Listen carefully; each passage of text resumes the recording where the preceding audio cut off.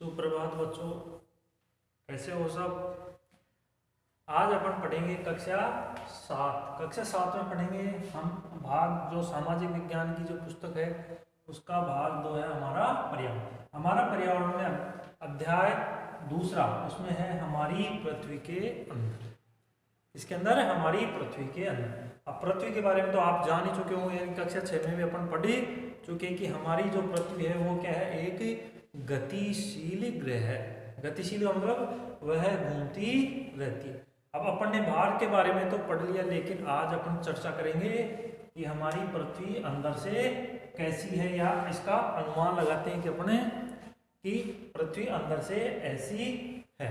तो आज अपन पृथ्वी के अंदर के बारे में आज अपन क्या करेंगे, इसमें पढ़ेंगे। तो सबसे पहले अपन देखते हैं कि पृथ्वी के अंदर है क्या। देखो हमारी जैसे क्या है, ये पृथ्वी हमारी क्या है, पृथ्वी ये हमारी क्या है, पृथ्वी ये क्या है, हमारी पृथ्वी ये है हमारी पृथ्वी। अब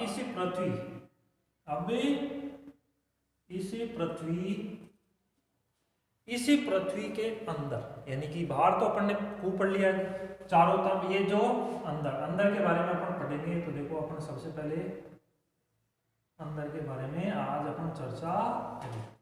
ये क्या है अपनी पृथ्वी, ये क्या है इसकी त्रिज्या। अब देखो अपन, यानी कि ये जो पृथ्वी है उसके चारों तरफ, इसके चारों तरफ ये जो दिख रहा है, ये दिख रहा है ना आपको, ये क्या है, इसको नाम से जानते हैं प्रॉपर्टी। क्या कहते हैं इसे, भू प्रॉपर्टी। ये जो अपने ये बाहर की है। अब भू प्रॉपर्टी किसे कहते हैं, यानी कि पृथ्वी की सतह की सबसे ऊपरी परत को अपन क्या कहते हैं, प्रॉपर्टी कहते हैं। क्या कहते हैं, प्रॉपर्टी कहते हैं। किसे कहते हैं, पृथ्वी की सतह की, पृथ्वी की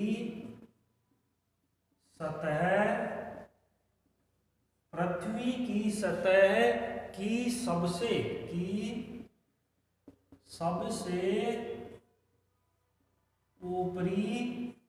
सबसे ऊपरी परत को प्रॉपर्टी कहते हैं।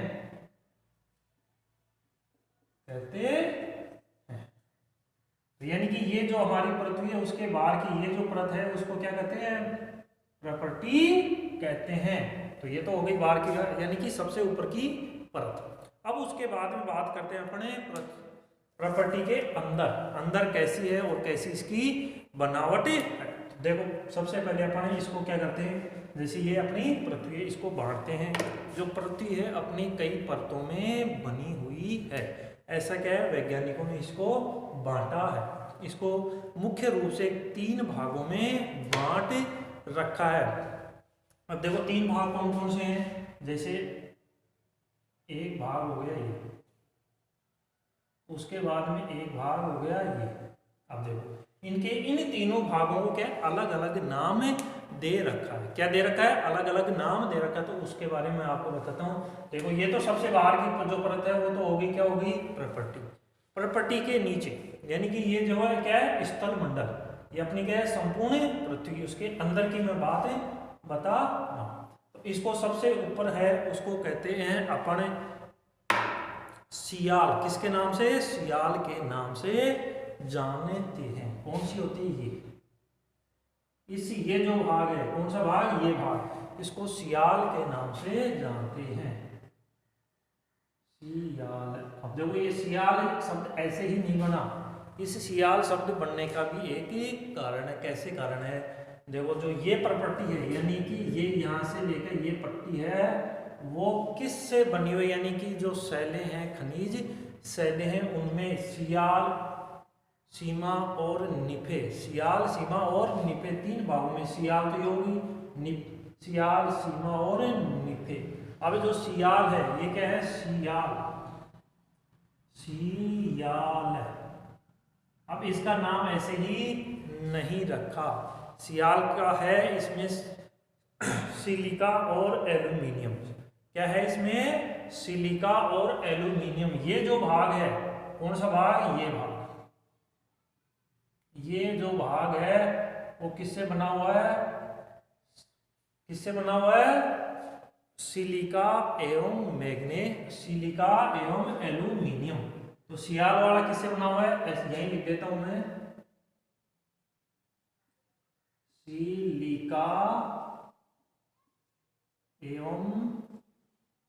सिलिका एवं एल्यूमिनियम,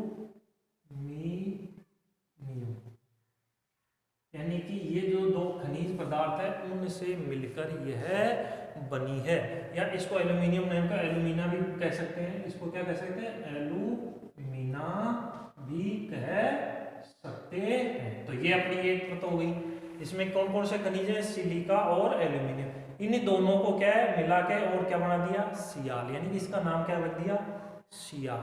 अब ये जो सियाल है वो कहाँ तक है? देखो इसकी लगभग, यानी कि सियाल की गहराई, इसकी गहराई, यानी कि जो सियाल परत है इसकी गहराई लगभग जो महाद्वीप है अपने, क्या है? महाद्वीप का मतलब स्थल भाग है।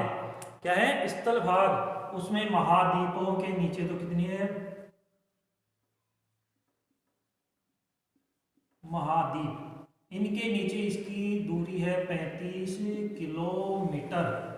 कितनी है? 35 किलोमीटर। यानी कि यहां से अपनी इधर नीचे की तरफ, यानी पृथ्वी के नीचे की तरफ जाएंगे तो 35 किलोमीटर तक है। लेकिन जो क्या है? समुद्री या महासागर, क्या है? महासागर, उसमें ये, यानी कि महासागर है उसमें केवल और केवल यह 5 किलोमीटर ही है। कितनी है? 5 किमी। यानी कि जो महासागर हैं उनके नीचे इस प्रपट्टी की गहराई कितनी है? 5 किलोमीटर। और जो महाद्वीप है उसके नीचे कितनी है? 35 किलोमीटर। ऐसा क्यों है? देखो अपनी पृथ्वी के ऊपर, यानी कि स्थल भाग पे क्या है? पर्वत है, पठार है, मैदान है, तो उनके नीचे अपन जाते हैं तो 35 किलोमीटर जाना पड़ेगा। और महासागर होते हैं वो क्या होते हैं? गहरे होते हैं। तो उनके जो नीचे का अपन जाएंगे, उससे सतह से नीचे जाएंगे तो 5 किलोमीटर ही जाना पड़ेगा। फिर उसके बाद में दूसरी परत आती है अपनी सियाल के बाद में आती है सीमा, जिसका क्या नाम था? सीमा। क्या नाम है इसका? सीमा। सियाल, सीमा। और तीसरी का नाम है निफे। तीसरी का नाम क्या है? निफे। इसको यहां लिख देता हूं, निफे। अब देखो इनको तीनों की क्या अलग अलग विशेषता, यानी कि ये प्रॉपर्टी हो गई। और इसके नीचे, यानी कि ये जो भाग है, कौन सा भाग है? ये जो भाग है, ये जो भाग है पूरा मेटल से बना हुआ है। किससे बना हुआ है? मेटल से बना हुआ है, यानी कि ये भाग। अब उसके नीचे जाते हैं अपन निफे। तो ये आ गई सीमा। अब ये सीमा है वो किसकी बनी हुई है? देखो सियाल और सीमा। ये जो सीमा परत है, सीमा क्या है? सीमा। इसे सीमे भी कहते हैं। लेकिन सीमा ये किससे बनी है? सिलिका एवं मैग्नीशियम। किससे बनी हुई है? सिलिका एवं मैग्नीशियम से यह बनी हुई है। सिलिका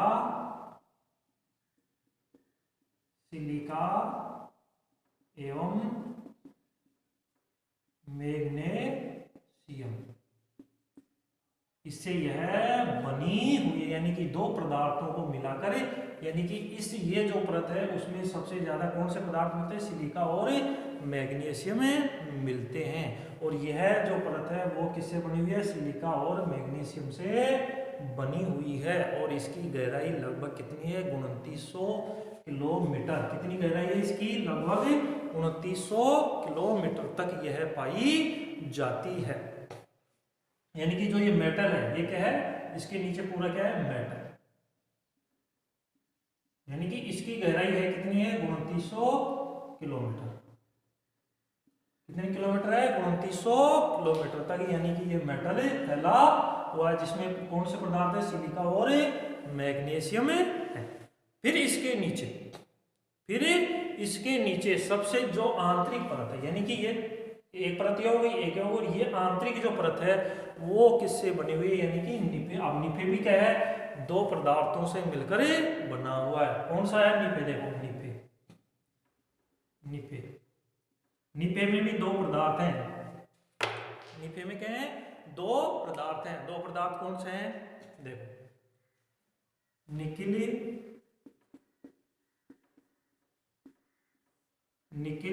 एवं फेरस। निकिल एवं फेरस यानी कि निकिल और लोहा। निकिल और फेरस का मतलब क्या होता है? लोहा। निकिल और फेरस का मतलब क्या होता है? लोहा। यानी कि यह इस परत में क्या है? निकिल और लोहा फैला हुआ है। और यह परत क्या है? लगभग, यानी कि ये जो संपूर्ण है बहुत ही नीचे, ये पूरा भाग है, ये किसका है? निफे का। ये क्या है? निफे। यह निफे परत है और इसकी गहराई लगभग कितनी है? 3500 किलोमीटर। यानी कि इसकी जो त्रिज्या है, इसकी त्रिज्या कितनी है? लगभग 3500 किलोमीटर। क्या है इसकी त्रिज्या? किसकी है? निफे की। यानी कि इसकी त्रिज्या क्या है? 3500 किलोमीटर। त्रिज्या का मतलब समझते हो? यानी कि ये जो अपनी पृथ्वी है, जैसे इसकी त्रिज्या ये क्या होगी? यहाँ से यहाँ तक की इसकी त्रिज्या, और यहाँ से यहाँ तक अपन खींच दें इसको सीधी लाइन, ये हो जाता है व्यास। यानी कि एक छोर से दूसरे छोर तक, यानी कि ये मध्य। और इसको क्या कहते हैं? आंतरिक क्रोड भी कहते हैं। इसका नाम क्या है? आंतरिक क्रोड। इसको आंतरिक क्रोड भी कहते हैं। तो ये समझ में आ गया होगा बच्चों। अब ये जो अपनी पृथ्वी की क्या है? त्रिज्या। यानी कि ये जो पृथ्वी की अपनी त्रिज्या है, यहां से लेकर और यहां तक, यहां से लेकर और यहां तक, तो पृथ्वी की त्रिज्या, पृथ्वी की त्रिज्या है लगभग 6371 किलोमीटर। कितनी है? 6371 किलोमीटर। यानी कि इसकी त्रिज्या कितनी होगी? 6371 किलोमीटर है। अब जो ये तीनों परत हैं, ये क्या है? तीनों परत, इनकी भी क्या है? अपनी जो पृथ्वी है उसमें हिस्सा, यानी कि आयतन में हिस्सा, यानी कि ये जो पूरी बनी हुई है उसमें से इन तीनों का क्या है? अलग अलग हिस्सा है। जो अपनी प्रॉपर्टी, यानी कि सबसे ऊपर का जो भाग है, यानी कि सबसे ऊपर का जो भाग है प्रॉपर्टी, वो केवल और केवल मात्र 1%, केवल और केवल जो अपनी पृथ्वी का आयतन है, प्रॉपर्टी, यानी कि पृथ्वी के आयतन का कितना है? 1% भाग। कितनी है? मात्र और मात्र 1% भाग है। उसके बाद में जो दूसरा, यानी कि जो ये मेटल है, ये जो भाग है वो देखो, वैसे चित्र में ही अपने को दिख रहा है कि ये सबसे ज्यादा है। तो ये कितना है? ये है मेटल। मेटल कितना है? 84% भाग। यानी कि अपनी जो ये संपूर्ण पृथ्वी कितनी है? 100%। 100 में से केवल 1% ये जो प्रॉपर्टी है, ये बार की, ये क्या है? प्रॉपर्टी बार की, वो केवल 1%। और दूसरे बाद मेटल, मेटल कितना है? 84%। उसके बाद में आता है क्रोड, यानी कि ये जो आंतरिक क्रोड है ना, ये तो क्रोड का भाग कितना है? क्रोड कितना है? केवल और केवल 15%। केवल और केवल कितना है? 15% भाग। यानी कि ये जो प्रॉपर्टी है वो केवल 1% भाग पे है, और यह मेटल है वो कितने में? 84% भाग, और क्रोड है वो कितना है? 15% भाग। यानी कि ये 15% भाग को, ये 84% और ये मात्र 1% भाग पर प्रॉपर्टी फैली हुई है। अब जो बात करते हैं अपन कि ये जो पृथ्वी है इसके अंदर, यानी हाँ, जो ये पृथ्वी है उसके अंदर अपन जाते हैं धीरे धीरे। तो यह जाना, अपन धीरे धीरे अंदर जाएंगे तो धीरे धीरे क्या हो जाती है? पृथ्वी अंदर से क्या है? गर्म है। तो अपन यहाँ, यानी कि पृथ्वी के अंदर जा नहीं सकते, केवल क्या लगाया है? अनुमान। अब अनुमान भी किसके आधार पर लगाया है? कि आपने सुना होगा नाम ज्वालामुखी, यानी कि पृथ्वी से क्या निकलता है, ज्वालामुखी। ये ज्वालामुखी निकलती है, जिससे पृथ्वी को कमजोर परत होती है उससे जो मेटल होता है ये क्या निकलता है, भाप। उससे क्या करते हैं अपने अनुमान लगाते हैं। लेकिन जैसे जैसे अपन पृथ्वी के अंदर जाते हैं तो क्या हो जाता है, तापमान बढ़ता जाता है। तो इसके अंदर यानी कि आज तक, यानी कि पृथ्वी के अंदर, यानी कि जो अपनी प्रॉपर्टी है उसके अंदर, पृथ्वी के अंदर केवल और केवल 6 किलोमीटर तक आज तक जा चुके हैं, उससे नीचे अभी तक कोई नहीं गया। और 6 किलोमीटर तक भी कहाँ गए हैं, दक्षिणी अफ्रीका जो महाद्वीप है उसके अंदर खाने हैं सोने की, उनको 6 किलोमीटर तक की गहराई तक खोदा गया, उससे नीचे अभी तक मानव नहीं पहुंचा है। और इसकी संपूर्ण यानी कि पूरी पृथ्वी को अच्छी तरह देखने के लिए अपने को कहाँ जाना पड़ेगा, लगभग 63 यानी कि 6300 किलोमीटर गहराई में जाना पड़ेगा। और जो संभव नहीं है, जो संभव नहीं है, क्योंकि अपन जैसे जैसे धीरे धीरे अंदर जाएंगे तो क्या है, तापमान इतना तेज हो जाता है कि वहां जाकर अपने जीवित नहीं रह सकते। तो आज तक विश्व में केवल और केवल 6 किलोमीटर तक की गहराई तक पृथ्वी में मनुष्य गया, उससे नीचे नहीं गया है। फिर उसके बाद में अपन जो बात करते हैं, यानी कि जो प्रॉपर्टी की मैंने बात की उसको मैं एक बार और थोड़ा सा बता देता हूं आपको। देखो ये प्रॉपर्टी, इसको अपने जो महाद्वीप और महासागर है उसको बता दे रहा हूं। जैसे ये क्या है, ये इसमें महाद्वीप और महासागर। अब देखो महाद्वीप और महासागर कैसे हैं, देखो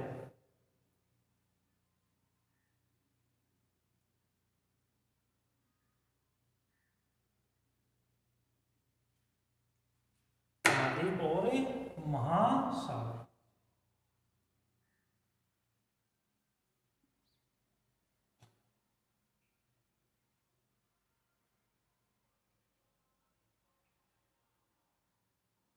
महाद्वीप और महासागर की जो प्रॉपर्टी है उसके बारे में मैं आपको थोड़ा बता देता।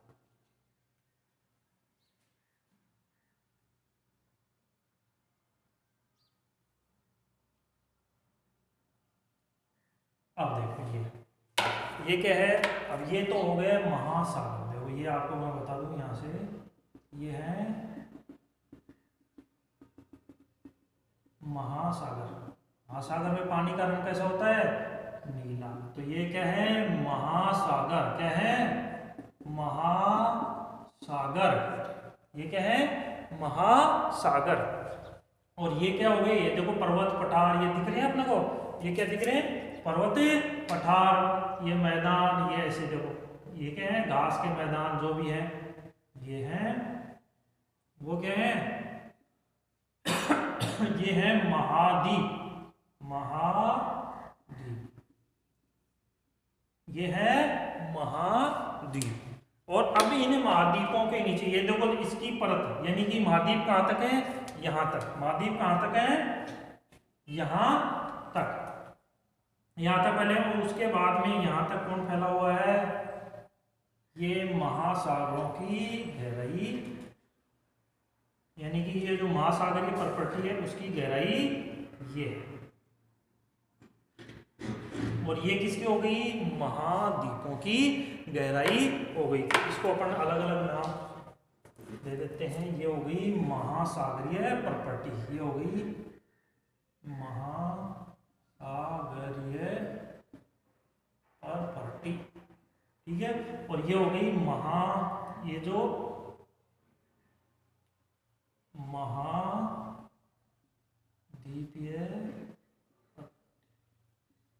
आगे बच्चों समझ में, यानी कि ये जो प्रॉपर्टी अपनी जो ऊपर का भाग है वो कितना, मैंने बताया था कि महाद्वीपीय प्रॉपर्टी की गहराई कितनी है, 35 किलोमीटर, और महासागरों कितनी है 5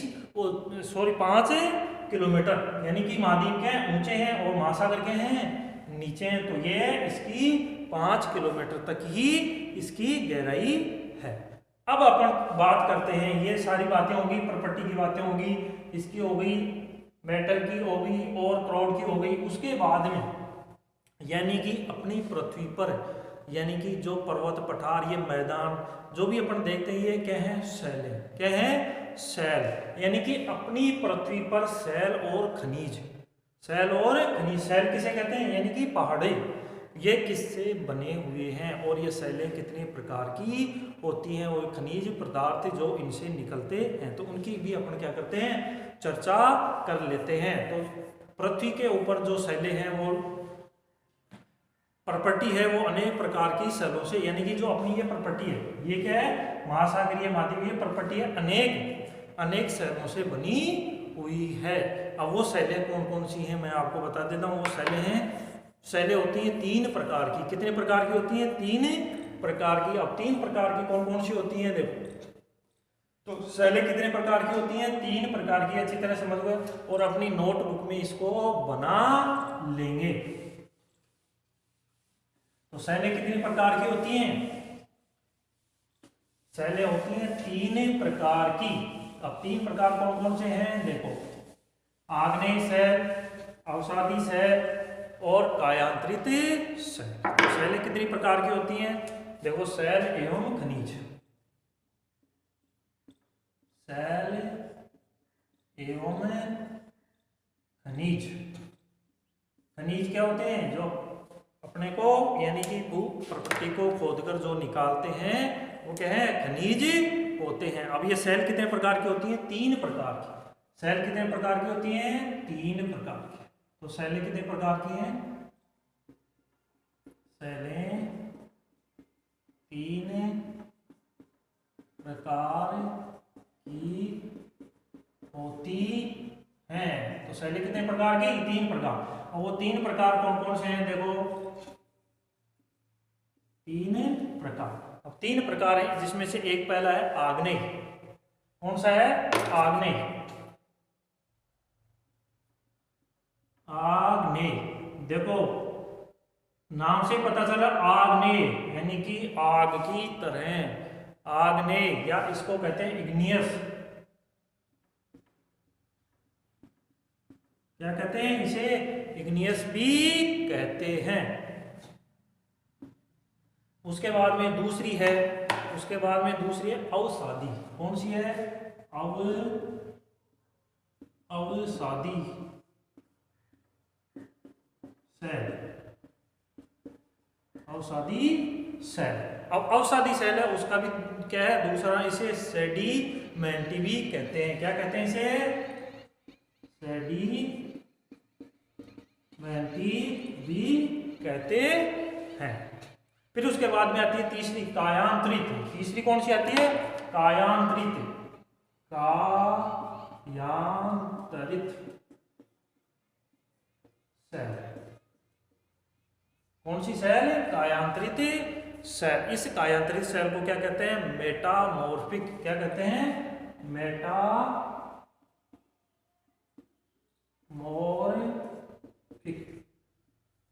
किस नाम से जानते हैं? मेटा। देखो इनका क्या क्या अर्थ होता है देखो, आग्नेय शैल। सबसे पहले बात करते हैं अपने आग्नेय शैल। ये जो शैल है, ये इसको, यानी कि ये जो प्रधान शैल है, या इसको प्राथमिक शैल भी कहते हैं। बाकी की जितनी भी शैलें हैं वो किसके आधार पर बनी है? इसी के आधार पर बनी हुई है। कैसे बनी है देखो, अब जो इग्नियस ये शब्द है, यानी कि आग्नेय शब्द का अर्थ क्या होता है? तो ये किससे बना है? इग्नियस। इग्नियस क्या है? लैटिन भाषा का शब्द है। किसका है? लैटिन। किसका है? लैटिन भाषा का क्या है? शब्द है। और इस लैटिन भाषा का शब्द का अर्थ होता है अग्नि। क्या होता है? अग्नि, यानी कि आग की तरह यह बनी हुई है। दूसरी है सेडिमेंटी। ये भी क्या है? लैटिन। किस भाषा का है? लैटिन भाषा का शब्द है। और इसका अर्थ क्या होता है? इसका अर्थ होता है स्थिर। क्या होता है? स्थिर। स्थिर का मतलब एक जगह। स्थिर का मतलब एक जगह। अब तीसरी है, कौन सी है? मेटामॉर्फिक। तीसरी कौन सी है? मेटामॉर्फिक। अब मेटामॉर्फिक का मतलब होता है रूप परिवर्तन। किसका परिवर्तन है? रूप परिवर्तन। ये भी क्या है? लैटिन। इससे ये लैटिन शब्द है, रूप परिवर्तन। तीनों का समझ में आ गया। यानी कि सेलें कितने प्रकार की होती हैं? 3 प्रकार की होती हैं। कौन कौन सी? आग्नेय सेल, अवसादी सेल और कायांतरित सेल। अब ये तीनों की क्या है? अलग अलग विशेषताएं होती हैं। अब ये जो सेलें हैं, आग्नेय सेल हैं, वो अपनी पृथ्वी होती है, उसके अंदर से ज्वालामुखी से क्या निकलता है? लावा निकलता है। लावा क्या होता है? एक पतला सा पदार्थ, इतना गर्म होता है, और वह जब पृथ्वी जैसे अपनी ये क्या है? पृथ्वी के बाहर, यानी कि ज्वालामुखी जब फूटती है तो क्या है? लावा बाहर निकलता है। कैसे निकलता है? ऐसे निकलता है। और ये क्या होता है? यहाँ पर जमा धीरे धीरे क्या हो जाता है? इतना गर्म होता है कि अपन उसके पास में जान लो पता ही नहीं था। फिर क्या होता है? ये जमा हो जाता है, तो जिससे क्या बनती है? आग्नेय सेल बनती है। फिर उसके बाद में ये जैसे ही आग्नेय सेल क्या हो जाती हैं? टूटती हैं।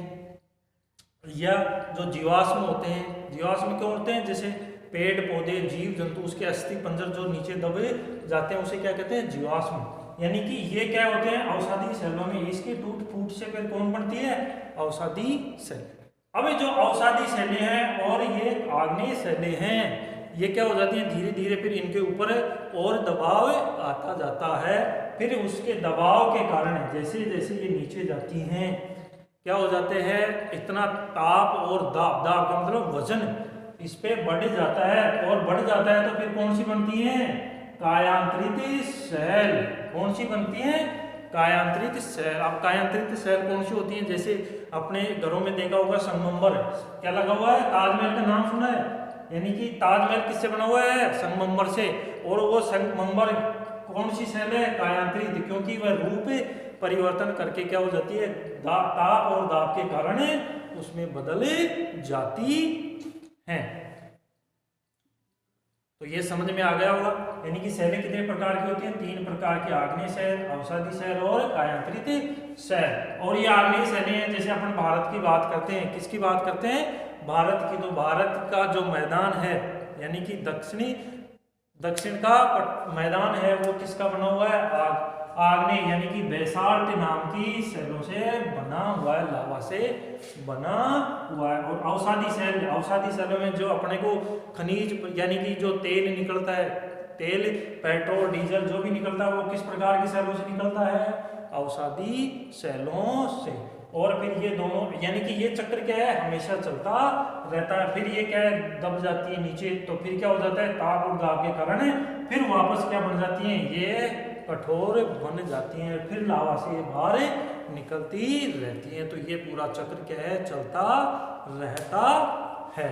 तो बच्चों आपको समझ में आ गया होगा, और इसको अच्छी तरह से याद करें और अपनी नोटबुक में इसको लिखें। तो पढ़ते हैं आगे।